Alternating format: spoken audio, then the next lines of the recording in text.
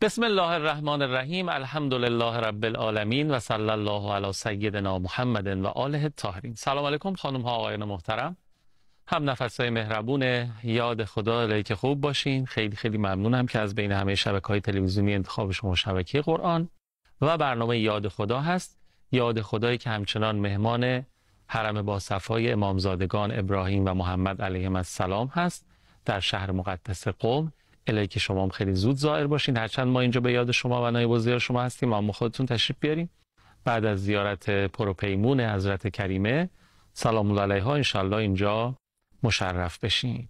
با این امید و آرزو از شما دعوت میکنم که تا پایان برنامه خودتون رو تماشا بکنید. یاد خدایی که همراه هست به کارشناسی استاد صبوحی عزیز با موضوع استقامت و پایداری در برابر سختی ها و در واقع گرفتاری های زندگی از نگاه قرآن کریم. بسم الله. اللهم صل علی محمد و آل محمد و عجل فرجهم. سلام علیکم و رحمت الله. استاد صبوحی عزیز خیر و مقدم. سلام علیکم و رحمت الله. ممنونم از لطفتون. عرض سلام و ادب و احترام خدمت بینندگان محترم برنامه یاد خدا. انشالله در محضر سوره نورانی حدید از قرآن کریم بیشتر استفاده خواهیم کرد. زنده باشین انشاءالله. خب ما 6 آیه اول رو تبیینش رو از شما شنیدیم. آیاتی که در واقع تبیین کننده بحث علم و حکمت خدای بزرگ و مهربان ما بود. از تسبیح خدای بزرگ شروع شد و رسیدیم به انتهای آیه 6 که فرمودیم که محوریت بحث توحید بودن و ماحصل توحید هم اخلاص هست. حالا از آیه 7 تا 11 رو قرار شد توی این برنامه و برنامه آتی بفرمایید که از چه قرار هست این آیات و ارتباطش با آیات قبل چی میشه. خب همونطور که اشاره فرمودید مبحث آیات 1 تا 6 توحید بود، نتیجهش هم اخلاص.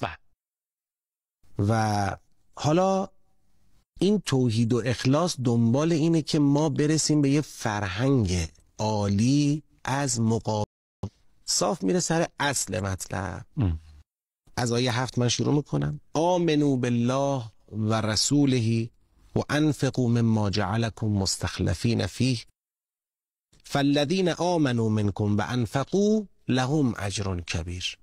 ایمان بیارید به خدا و به رسولش و انفاق کنید. انفقوا مما جعلكم مستخلفین فیه. انفاق کنید از چی؟ از اون چیزی که خدا شما رو نماینده خودش قرار داد درباره اون. شما از چی میخوای انفاق کنی؟ از مال. این چه که در اختیار داری و قرار ازش انفاق کنی مال خداست. تو نماینده خدا هستی که بتونی اینجا تصرفی بکنی، تصمیمی بگیری دربارش.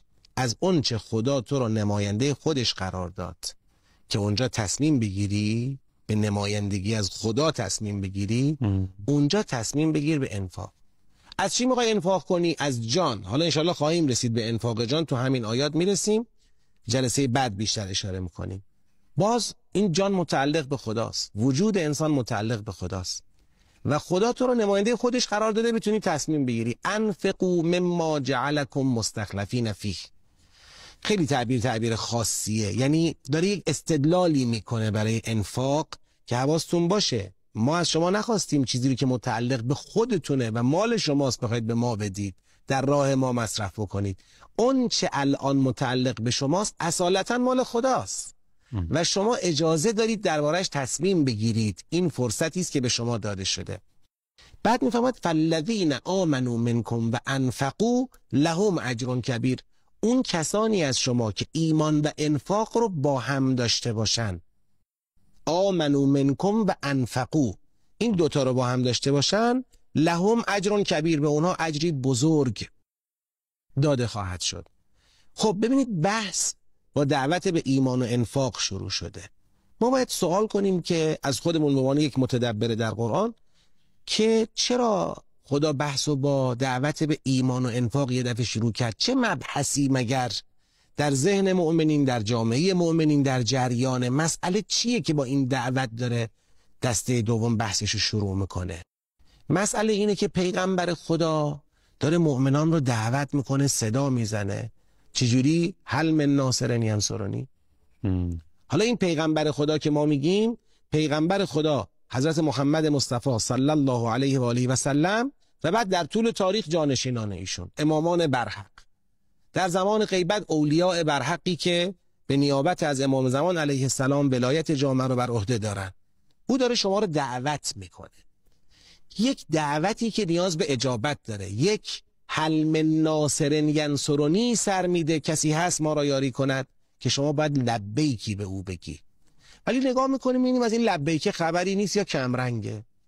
چقدر امام حسین علیه السلام فرمود هل من ناصر ینصرنی، هست کسی ما را یاری کنه، اما لبیک کمی شنید. از خود در واقع مدینه که حضرت حرکت کردن تا مکه تا بیان برسن به کربلا، در تمام این مسیر ایشون دعوت کرده، لبیکی نشنیده، جز تعداد اندکی که جز سرافرازان تاریخن، اصحاب ابو عبدالله الحسین علیه السلام که در روز عاشورا به شهادت رسیدن. تازه با این ملاحظه که خیلی ها قبلش اصلا از ایشون خواستن که خواسته بودن، یعنی در واقع امام به اونا لبیک گفته بود. اما حتی لبیک امام رو هم حاضر نشدن پشتیبانی کنن و پاسخ بدن. خب پس یک دعوتی وجود داره و یه سستی در اجابت این دعوت. برای همین خدا میفرماید آی مؤمنا. این که من عرض میکنم آی مؤمنا، انشالله تو آیات بعدی به اون نکتش اشاره میکنم که مخاطب آمنو بالله و رسوله و انفقو، مخاطبش مؤمنینن. شما بیاید ایمان و انفاق رو با هم توأم کنید. بعد در ادامه آیات دو تا مالکم داریم. مالکم لا تؤمنون، چند آیه بعدترش داریم و مالکم الا تنفقو. ببینید آیه 7 گفت ایمان بیار و انفاق کن، بعد آیه 8 و 9 میگه چرا ایمان نمیاری، آیه 10 و 11 میگه چرا انفاق نمی کنید. یعنی میخواد اون ایمان بیار و انفاق کنه رو باز کنه. من که میگم ایمان بیار دقیقا منظورم چیه، وقتی میگیم انفاق کن دقیقا منظورمون چیه. حالا اگر صلاح بدونید من این آیات در واقع 8 و 9 رو بخوام توضیح. بله. و ما لکم لا تؤمنون بالله و الرسول، چی شده که به خدا و پیغمبرش ایمان نمیارید؟ چی شده به خدا و حجتش، امام برحقی که جانشین پیغمبره، ایمان نمیارید؟ و الرسول یدعوکم لتؤمنوا بربکم، این در حالیه که پیامبر داره شما رو دعوت میکنه به این که ایمان بیارید. دعوتی هست و شما لبیک نمیگید. و الرسول یدعوکم، میگه آی هل من ناصر ینصرنی، هست کسی بیاد ما را یاری کنه؟ هست کسی بیاد در راه خدا با ما پیکار بکنه؟ هست کسی حاضر باشه از مال و جانش در راه خدا بگذره، بیاد تو صف قتال و جنگ با دشمنان خدا حضور پیدا کنه؟ چرا شما به این دعوت بی‌اعتنایید؟ لقد اخذ میثاقکم، مگه غیر از اینه که پیغمبر از شما عهد گرفته؟ اون وقتی که شما گفتی اشهد ان لا اله الا الله، اشهد ان محمد رسول الله صلی الله علیه و آله و سلم، در حقیقت با اقرار به ایمان یه عهد بستی، تصمیم گرفتی که پای امر دین بایستی. خب این عهدو چرا پاش نمیایستید؟ فقط اخذ میثاقکم ان کنتم مؤمنین. نکته که عرض کرده بودم اینه، چرا ایمان نمی آورید اگر مؤمنید؟ آقا این چه تعبیره؟ عجیبه. چرا ایمان نمی آورید؟ و ما لکم لا تؤمنون بالله، آخر آیه میگه ان کنتم مؤمنین. اگر شما واقعا مؤمن هستی پس ایمانت کو؟ ببینید یک ایمان ادعایی داریم. من دارم میگم آقا من ایمان دارم به خدا، ایمان دارم به پیغمبر، ایمان دارم به اولیاء برحق و همه اینا. یک اثبات این ایمان داریم که بهش میگیم حقیقت ایمان. میگه حقیقت ایمان اون وقتیه که وقتی پیغمبر صدات زد میخواستت بری باشی، اونجایی که به حضورت نیازه حضورت، اونجایی که به مالت نیازه مال، اونجایی که به جان نیازه جان، اونجایی که به تبلیغ تبیینت نیازه به تبلیغ و تبیین، اونجایی که به خدمات احتیاج هست، شما باید پای آرمان ایمانت بیستی. این مسئله است. یه جای دیگه هم دارین یا ایها الذین آمنو. بله، تعابیر شبیه این قرآن چندین جا داریم که به کسانی که ایمان دارن خدا میگه باید ایمان بیارید. اون ایمان اول ایمان ادعاییه، اثباتش میشه ایمان حقیقی. حالا چه چیزی ممکنه باعث بشه که ما احیانا دعوت پیغمبر یا حجت خدا رو نخواهیم لبیک بگیم؟ آقا چه مشکلیه؟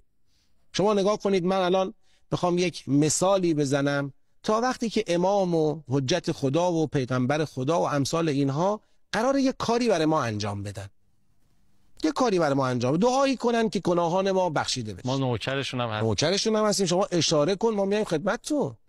اصلا ما حاضریم هزینه کنیم، مبالغ گزافی هم بدیم، بیایم خدمت شما برای زیارت، عرض ارادت. چند تا حاجت داریم، ما حاجت داریم، ما احتیاج داریم. آره. تا وقتی ما احتیاج داریم لبیک گفتن که خب میریم لبیک کردم، کارمون رو دنبال میکنیم.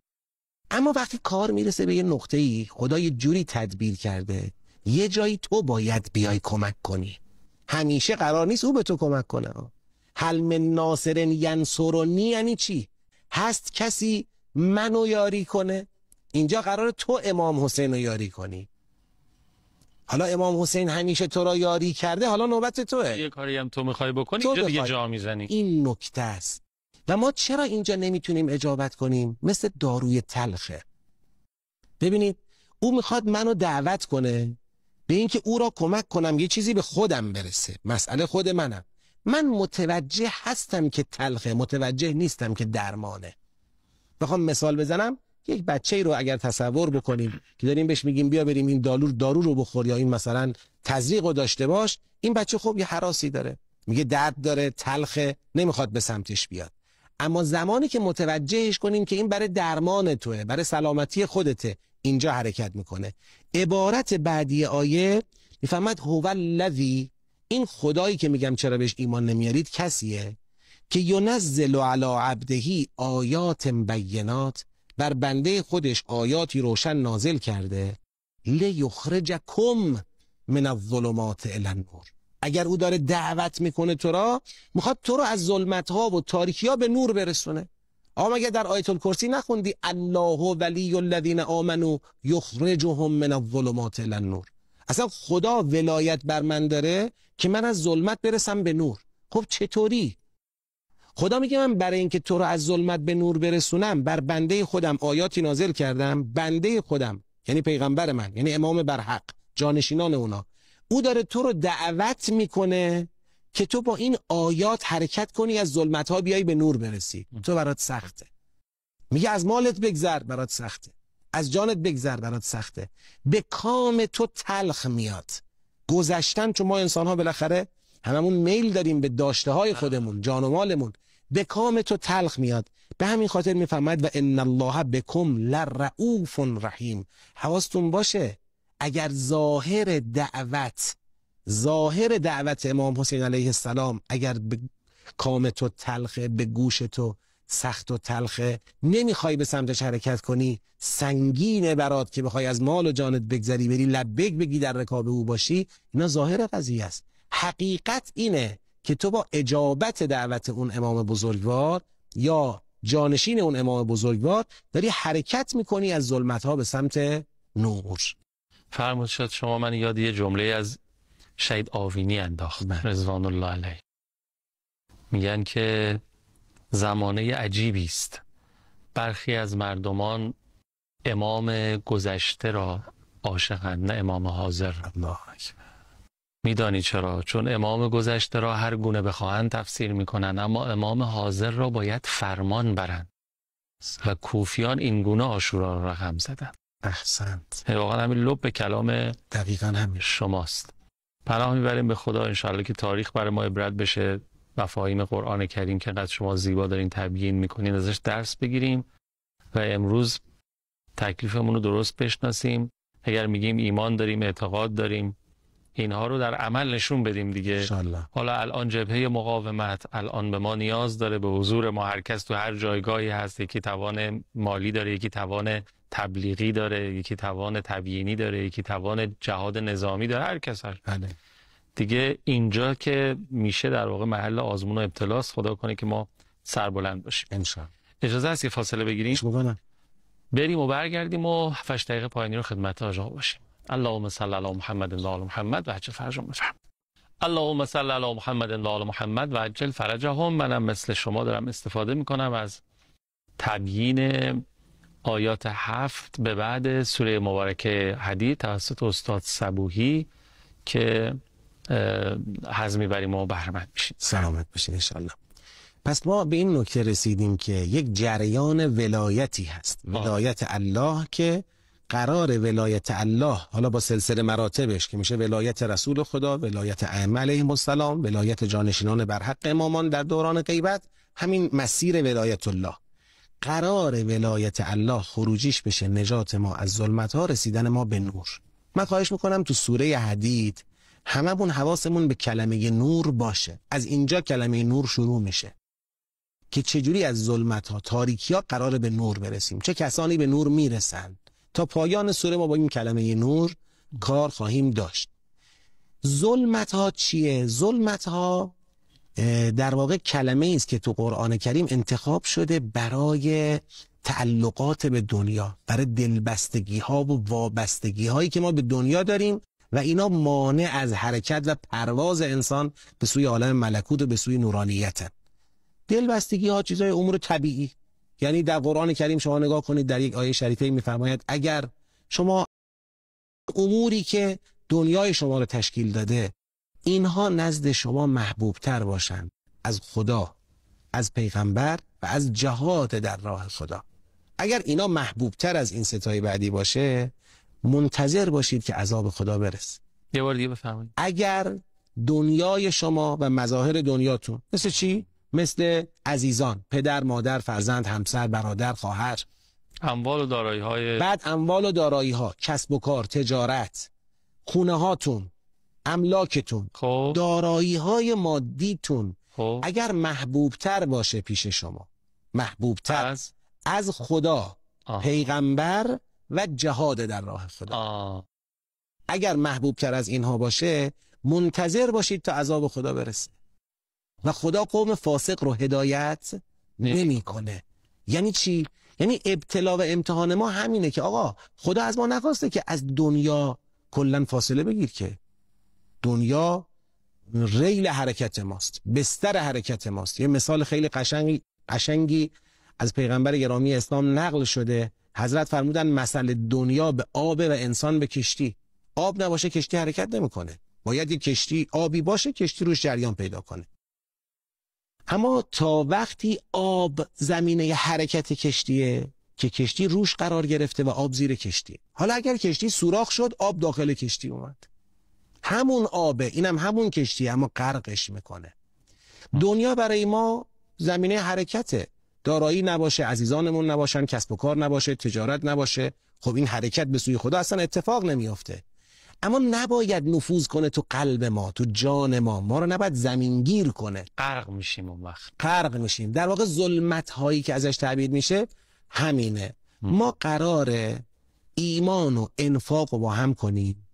فرمود تو آیه 7 آمنو و انفقو، بعد گفت ایمان و انفاق با هم جواب میده، فالذین آمنوا منکم و انفقوا لهم اجر کبیر.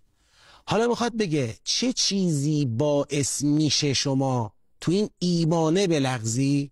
اون دعوتی که پیغمبر یا امام از تو داره، این دعوت ظاهرش تلخه، ظاهرش سخته، اینکه باید بگذری اون دعوت رو لبیک بگی. اینجا تو قراره بری تو میدون، تو قراره از خودت یک جنمی نشون بدی، این برای تو سخته، ولی حواست باشه تنها راه تحقق ولایت الله و رسیدن از ظلمت ها به نور لبیک گفتن و اجابت کردن همین دعوته که همون فرهنگ مقاومت، ایستادن، جهاد در راه خداست.